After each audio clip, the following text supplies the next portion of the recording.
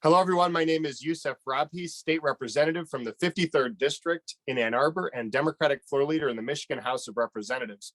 I'm here to tell you today about a bill that I introduced in my first term in the state legislature in the 2017-2018 term. That bill was aimed at energy issues in the state of Michigan and making sure that those that are doing what's called distributed generation, which is essentially when somebody puts a solar panel on their roof or generates their energy from home, how they're treated in the system. In 2016, the utilities were able to put in place in the energy law rewrite language that essentially said that for distributed generation, that they were allowed to charge what was called a grid tariff. So my legislation essentially eliminated that language altogether, because what the grid tariff allowed the utilities to do was to actually change how distributed generation solar users were being compensated for the energy that they generate. What we used to have was something called net metering, where solar generators were being compensated basically on a one-to-one basis for the energy that they produced and sold back to the grid.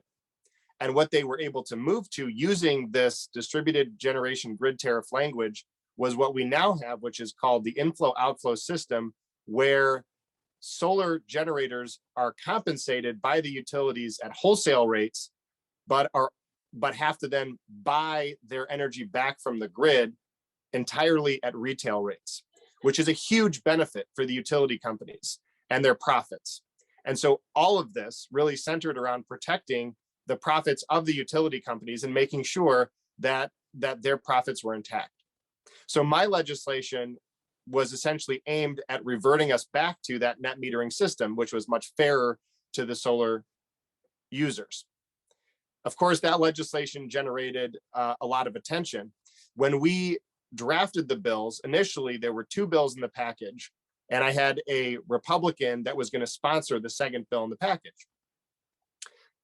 We put out what's called a co-sponsorship memo to get the word out about inviting all of our colleagues that were interested to actually co-sign and support the bill.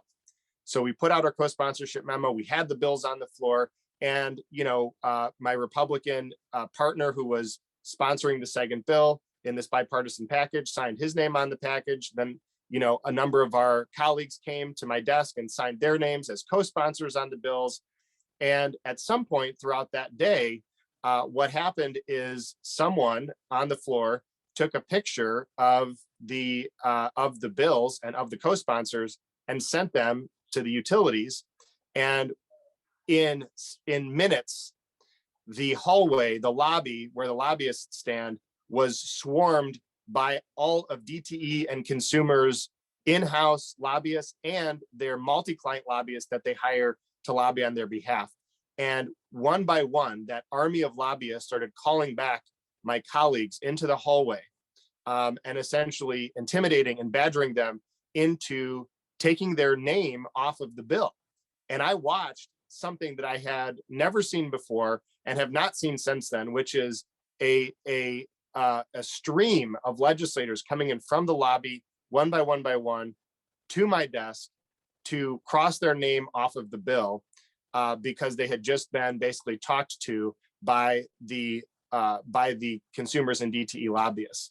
And one by one, they took their names off until eventually, at the very end of the day, my Republican colleague that was sponsoring the other bill in the package finally came to me and he said, "Hey, unfortunately, I have to take my name off as a sponsor of the bill, and I can't even sponsor this bill anymore."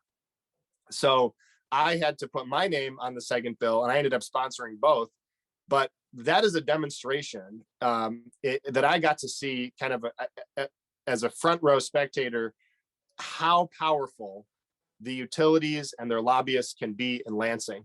And that is exactly why when we talk about them being a regulated utility, DTE and Consumers being regulated utilities, it's really a fallacy because our policymakers are being swayed and pushed by the intense amount of money and resources and lobbyists that these utility companies have and that they're able to bring to bear in Lansing to sway policymakers into making different decisions. and to push against legislation that ultimately harms their bottom line.